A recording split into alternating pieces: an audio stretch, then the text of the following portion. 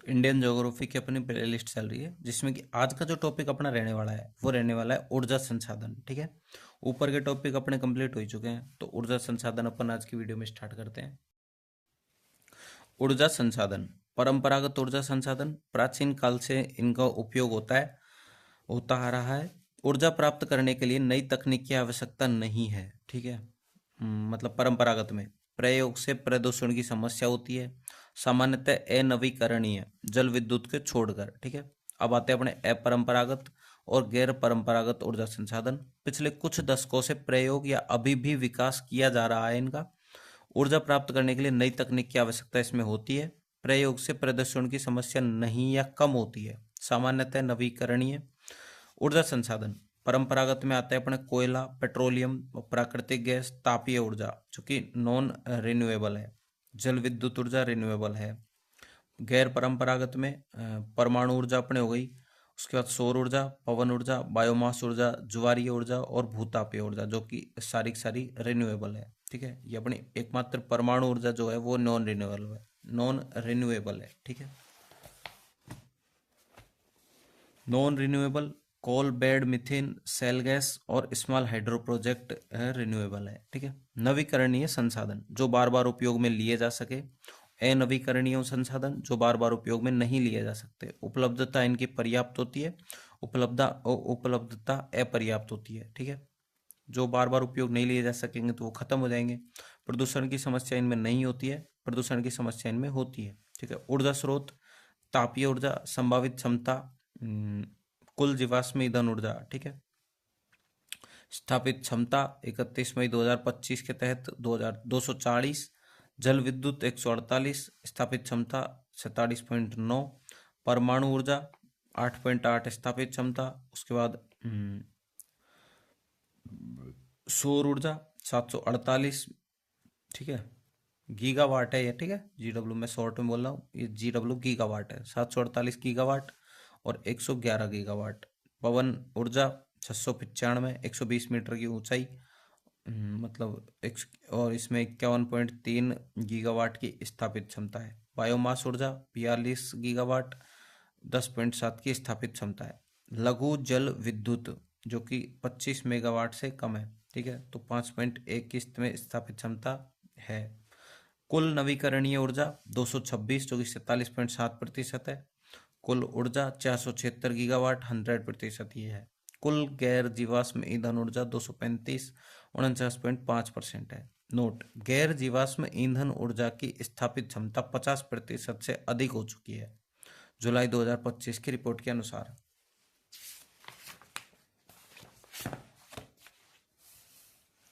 वर्तमान में थर्मल सबसे ज़्यादा, उसके बाद सोलर, उसके बाद विंड, उसके बाद HEP, उसके बाद BM, उसके बाद परमाणु। ठीक है, ऊर्जा में हिस्सेदारी निजी क्षेत्र की 54%, राज्य क्षेत्र की 23%, केंद्र की 22%। थर्मल पावर प्लांट, स्रोत कोयला जो कि स्थापित क्षमता इसमें होती है 220 गीगावाट की, गैस में 20 गीगावाट, डीजल में 0.5 गीगावाट, कुल अपना हो गया 240 गीगावाट। ठीक है, 1920 ईस्वी Hussain Sagar thermal power plant Hyderabad Bharat का प्रथम था। 1975 NTPC national thermal power corporation, राष्ट्रीय ताप विद्युत निगम भारत में स्थित थर्मल पावर प्लांट। एक तो विंध्याचल MP में है, एक अपने यूपी में दादरी रिहंद में है, एक अपने ये एक और छत्तीसगढ़ में सिपत में है, उड़ीसा में तलचर में है, महाराष्ट्र में तिरोदा चंद्रपुर। ठीक है, गुजरात में अपने है मुंद्रा, सिक्का और उकाई में। ठीक है, ऊर्जा स्रोत, तो ऊर्जा स्रोत और मुख्य प्रोजेक्ट। ऊर्जा स्रोत, परमाणु ऊर्जा का मुख्य प्रोजेक्ट अपने तारापुर में 1969 में स्थापित, रावतभाटा राजस्थान में, कलपक्कम, कुडनकुलम, केगा, काकरापार, नरोरा, जैतपुर महाराष्ट्र में, फ्रांस का सहयोग। ठीक है, सौर ऊर्जा स्रोत भड़ला राजस्थान, पावागढ़ कर्नाटक, कुरनूल आंध्र प्रदेश, रेवा MP, कमूथी तमिलनाडु। और भूतापीय ऊर्जा, पुंगा घाटी लद्दाख और ONGC द्वारा प्रथम प्रोजेक्ट का विकास, चुमथांग लद्दाख, तातापानी छत्तीसगढ़, सूरजकुंड झारखंड, मणिकरण हिमाचल प्रदेश, खम्मम तेलंगाना, राजगिर बिहार, तपोवन उत्तराखंड, सोहना हरियाणा, कैम्बे गुजरात।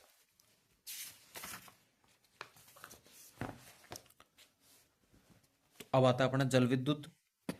तो जल विद्युत संभावित जल विद्युत क्षमता 148.7 गीगावाट। वर्तमान में जल विद्युत की स्थापित क्षमता जो है वो है 48 गीगावाट मई 2025 की रिपोर्ट से। इसका मतलब जो टिहरी बांध भागीरथी उत्तराखंड में है, इस पे मतलब जल विद्युत होता है।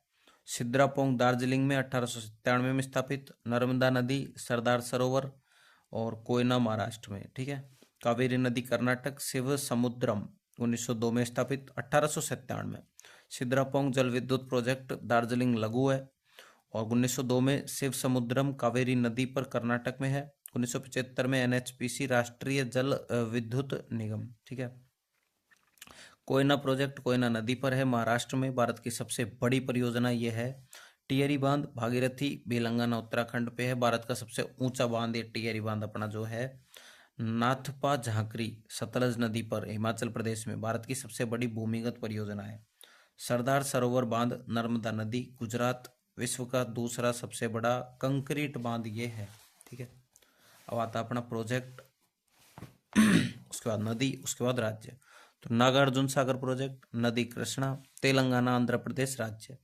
श्रीशैलम प्रोजेक्ट कृष्णा नदी आंध्र प्रदेश राज्य। मचकुंड प्रोजेक्ट मचकुंड नदी आंध्र प्रदेश ओडिशा। शरावती प्रोजेक्ट शरावती नदी कर्नाटक राज्य। इडुक्की प्रोजेक्ट पेरियार नदी केरल राज्य। तुलबुल उरी प्रोजेक्ट झेलम नदी जम्मू कश्मीर राज्य में। दुलहस्ती सलाल बगलिहार चिनाब नदी जम्मू कश्मीर। चमेरा प्रोजेक्ट रावी नदी हिमाचल प्रदेश। रंजीत सागर थीन शाहपुर कंडी रावी और पंजाब राज्य। पोंग महाराणा प्रताप जलाशय पंडोह व्यास नदी हिमाचल प्रदेश। भाखड़ा नांगल गोविंद सागर जलाशय सतलज नदी हिमाचल प्रदेश पंजाब। इंदिरा सागर नर्मदा एमपी। बान सागर सोन नदी एमपी। रिहंद रिहंद नदी एमपी यूपी। बाली मेला सिलेरू नदी उड़ीसा में।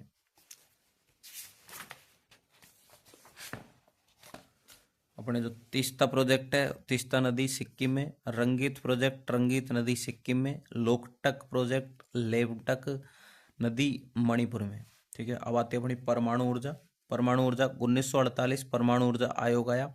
परमाणु ऊर्जा के जनक बोलते हैं डॉक्टर होमी जहांगीर बाभा को, ठीक है। 1954 में परमाणु ऊर्जा विभाग। 1987 में एनपीसीआईएल स्थापित हुआ, nuclear power corporation of India limited. वर्तमान में स्थापित क्षमता इसकी जो है वो 8.8 गीगावाट। 1969 तारापुर महाराष्ट्र में भारत का प्रथम परमाणु ऊर्जा संयंत्र जो कि 1400 मेगावाट का था यूएसए के सहयोग से स्थापित हुआ। 1973 में रावत भाटा राजस्थान कनाडा के सहयोग से स्थापित हुआ, जिसकी परमाणु ऊर्जा क्षमता थी 1180 गीगावाट की। कलपक्कम मद्रास तमिलनाडु में स्वदेशी उपकरण प्रयुक्त करने वाली प्रथम परियोजना ये थी। कुडनकुलम तमिलनाडु में रूस के सहयोग से 2013 में बनी सबसे बड़ी परियोजना 2000 गीगावाट। केंगा कर्नाटक, नरोरा उत्तर प्रदेश और काकरापार गुजरात, ठीक है। जैतपुर में रत्नगिरी महाराष्ट्र फ्रांस के सहयोग से बनेगा, ठीक है। प्रस्तावित है अभी, कोई जरूरी मतलब जरूरी तो है, ये प्रस्तावित है लेकिन बना नहीं है। सौर ऊर्जा की संभावित क्षमता 748 गीगावाट राजस्थान से है। 142 जम्मू एंड कश्मीर और लद्दाख और महाराष्ट्र से है।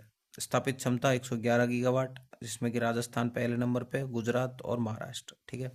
पवन ऊर्जा का संभावित क्षमता 695 गीगावाट 120 मीटर, जिसमें गुजरात पहले नंबर पे 142, उसके बाद राजस्थान 127, उसके बाद कर्नाटक। स्थापित क्षमता गुजरात की सबसे ज़्यादा, उसके बाद तमिलनाडु, कर्नाटक, महाराष्ट्र, ठीक है। फिफ्थ अपना राजस्थान है। स्थापित क्षमता विश्व स्तर पर पहली चाइना, दूसरी यूएसए, तीसरी इंडिया। सौर ऊर्जा भारत के भूमि क्षेत्र पर प्रति वर्ष लगभग 5000 ट्रिलियन किलोवाट पर आवर ऊर्जा आपतित होती है। सौर प्लांट्स इन इंडिया बडला राजस्थान में 2245 मेगावाट, पावागढ़ कर्नाटक में 2000 मेगावाट, कुरनूल आंध्र प्रदेश में, उसके बाद रेवा एमपी में, उसके बाद कमूथी तमिलनाडु में, ठीक है। फ्लोटिंग सोलर प्रोजेक्ट ओमकारेश्वर बांध एमपी नर्मदा नदी 600 मेगावाट। विश्व का सबसे बड़ा फ्लोटिंग सोलर प्रोजेक्ट है ओमकारेश्वर बांध एमपी नर्मदा नदी पर।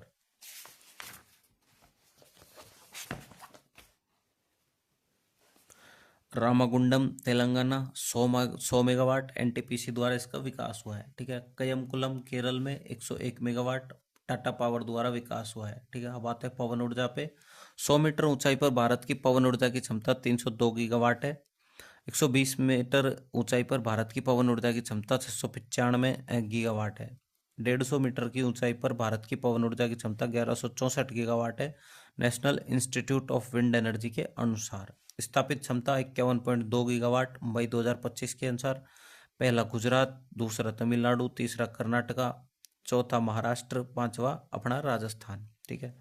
इसमें जो है अपने पवन ऊर्जा में जो 1164 गीगावाट है 150 मीटर ऊंचाई, उसमें पहला राजस्थान 284 गीगावाट, सेकंड अपना गुजरात 180, उसके बाद थर्ड है महाराष्ट्र, उसके बाद फोर्थ है कर्नाटका। विश्व स्तर पर चीन फर्स्ट है, यूएसए सेकंड है, जर्मनी थर्ड है, भारत फोर्थ है। पवन ऊर्जा के प्लांट मुपंदल तमिलनाडु में 1500 मेगावाट, जैसलमेर में 1064 मेगावाट, ब्राह्मण वेल में महाराष्ट्र, ढलगांव में महाराष्ट्र, वनसुखवाड़े में महाराष्ट्र। ठीक है। एनआईडब्ल्यूई राष्ट्रीय पवन ऊर्जा संस्थान के अनुसार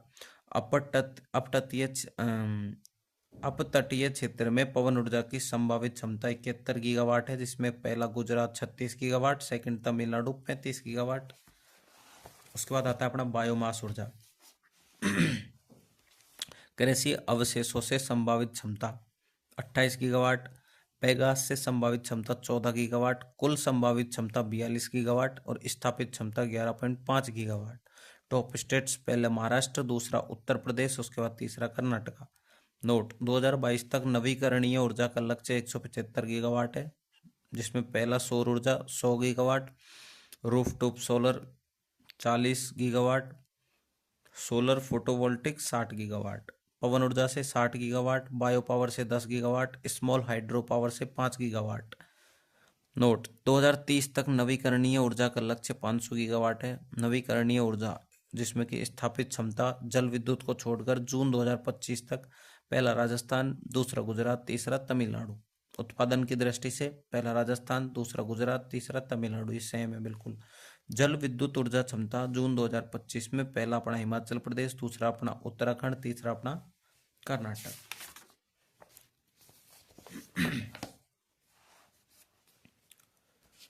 ज्वारीय ऊर्जा, संभावित ज्वारीय ऊर्जा क्षमता 12.5 गीगावाट। संभावित क्षेत्र अपना गुजरात, जिसमें खंबात की खाड़ी और कच्छ की खाड़ी है, तमिलनाडु पाक की खाड़ी और मन्नार की खाड़ी, उसके बाद पश्चिम बंगाल में हुगली नदी और दक्षिण हल्दिया और सुंदरवन डेल्टा। सेल गैस, 6 बेसिनों में सेल गैस के भंडार का अनुमान लगाया जा रहा है, जैसे कि Khambhat basin, Indo Ganga basin, Kaveri basin, Krishna Godavari basin, Gondwana basin और Assam Arakan basin. Coal bed methane, पश्चिमी बंगाल पहला, दूसरा मध्य प्रदेश, तीसरा झारखंड। भूतापीय ऊर्जा, पुंगा घाटी लद्दाख ओएनजीसी द्वारा प्रथम प्रोजेक्ट का विकास, चुमथांग लद्दाख, तातापानी छत्तीसगढ़, सूरजकुंड झारखंड, मणिकरण हिमाचल प्रदेश, खम्मम तेलंगाना, राजगीर बिहार, तपोवन उत्तराखंड, सोहना हरियाणा, कैम्बे गुजरात। नोट, गुजरात हाइब्रिड नवीकरणीय ऊर्जा पार्क खावड़ा प्रोजेक्ट, खावड़ा कच्छ जिला, क्षमता इसमें 30 गीगावाट, सौर और पवन ऊर्जा विकसित। ठीक है। तो ये टॉपिक अपना कंप्लीट हो चुका है। नेक्स्ट टॉपिक जो अपन करने वाला है वो करने वाला है झीलें। ठीक है। तो वीडियो को लाइक करना, चैनल को सब्सक्राइब करना, वीडियो को शेयर करना।